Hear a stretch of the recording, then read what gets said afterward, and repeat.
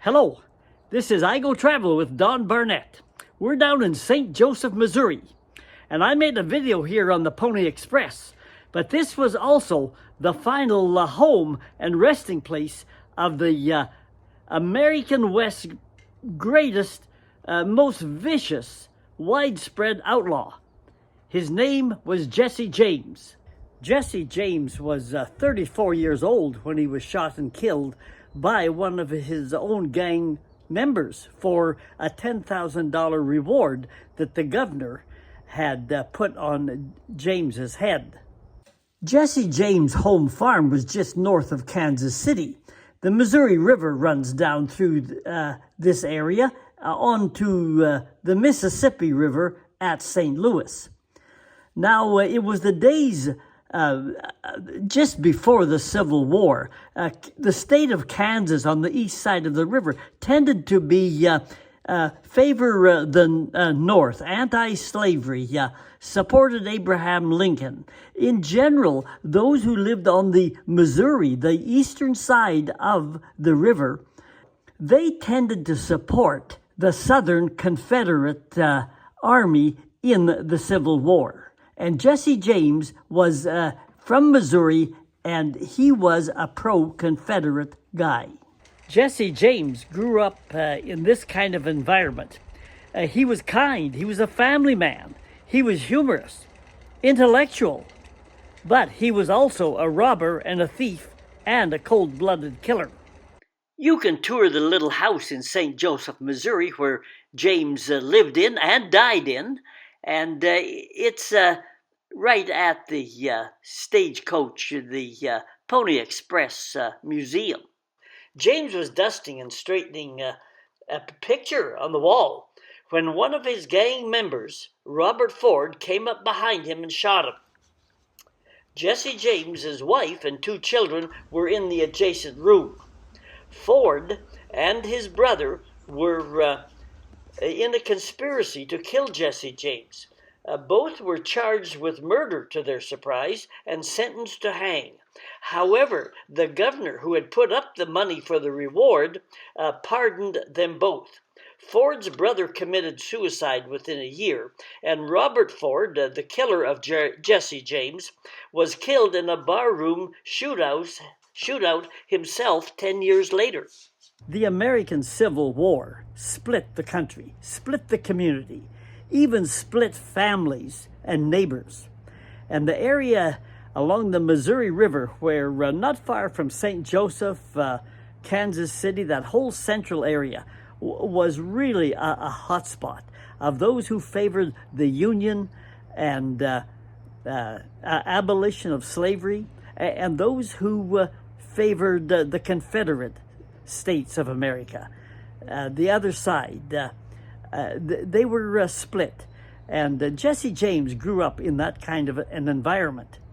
And he was joined with his brothers, some other gang members, and they got into crime, robbing and killing. And they were cold-blooded killers.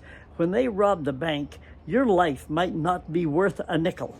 Jesse James belonged to a guerrilla Confederate Southern group that attacked innocent citizens and Northern Union military units of the Federal Army. Jesse James got accustomed to killing.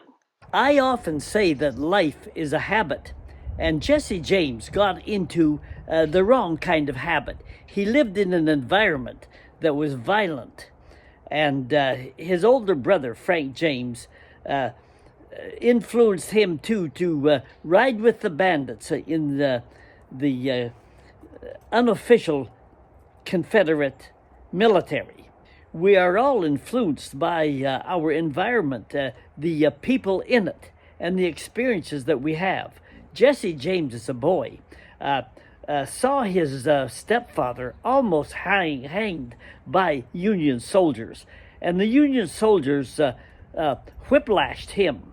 So his attitude toward Union military and the North was very negative.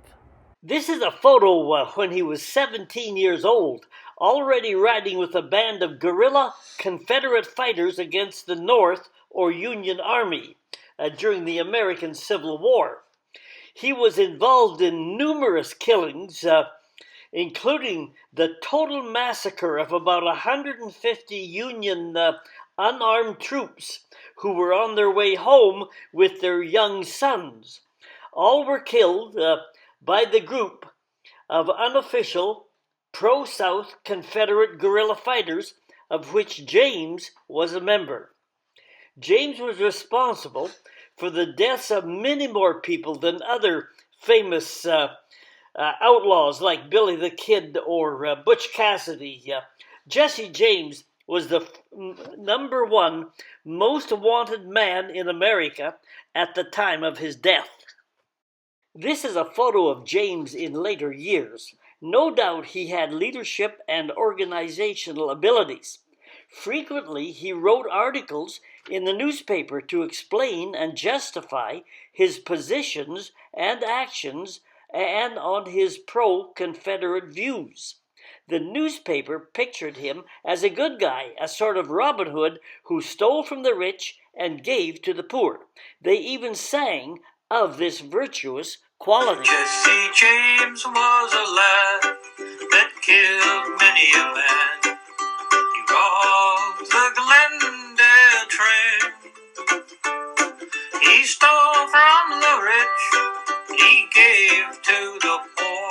By the way, there's ample evidence that Jesse James and his gang robbed, but no historical evidence whatsoever that they ever gave to the poor.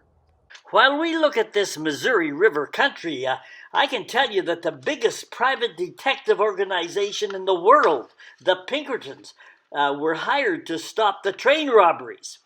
Oh Lord, the people did all say, for many miles away, they'd been robbed by Frank and Jesse James. Head of the Pinkertons, Alan Pinkerton himself, became directly involved in attempting to put an end to the James gang. After 3 detectives were shot and killed, the Pinkertons arrived at the James home farm just north of Kansas City. Frank and Jesse James had been tipped off and left early, but a verbal confrontation occurred at the farm between their mother and the Pinkertons. An explosive device, a firebomb, was thrown and dismembering Jesse and Frank's mother's arm permanently and killing her 8-year-old son, a half-brother to the James brothers. People were outraged, and public opinion turned against the Pinkertons. Jesse and Frank James had a lot of supporters, and the Pinkerton agency gave up and never pursued the James gang again. Did I say that life was a matter of habits? And bad habits are hard to change. Jesse James should have quit while he was ahead, but he kept robbing, and they went up to Minnesota to rob a bank. But the Minnesota people were ready for them, and there was a shootout, and most of the gang was captured or killed. And really only Frank and Jesse James managed to escape and return back to homeland in Missouri. He was well known before death and increased popularity after death. In the 1800s, cameras were just coming into popularity, and it was common to photograph dead people like this photo of Jesse James in his coffin. When he was killed, he was living under the name of the alias of Thomas Howard. And what rhymes with Howard? Well, it's the word coward. So a song very popular claimed that it was indeed a coward who shot Mr. Howard. Listen to the words sung by long-term Western singer Michael Martin Murphey. But that dirty little coward that shot Mr. Howard has laid poor Jesse in his grave. Jesse's mother had him buried on the home farm just north of Kansas City. She had him buried in the front yard just outside her bedroom window, where she felt comfortable with him being nearby, and she also had him buried a couple of feet deeper than normal because she feared souvenir hunters and those kinds of entrepreneurs might try to dig up his body and take his body away. Everyone was interested in the death of Jesse James. Jesse's mother, Zerelda, got into charging a fee for a tour of the farm.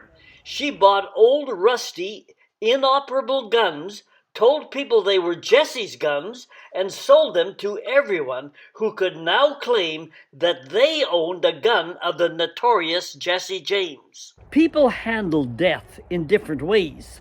If you saw that video of Custer's last stand, when he was killed, his young wife handled his death in a particular way, as you saw in that video. Now, Jesse James' wife, a similar age, young wife, lost her husband. She handled his death, Jesse James' death, in a different way. Jesse's wife was his cousin, who had been named after his mother, also called Zerelda. But Jesse always called his wife Z. Z, like Custer's wife, never remarried, but Z became withdrawn and a recluse, always wearing black clothing. She continually suffered emotionally and financially, having to sell family mementos at times. There is some truth in the old adage of easy come, easy go. Z's 11-year-old son had to go and work to help support the family.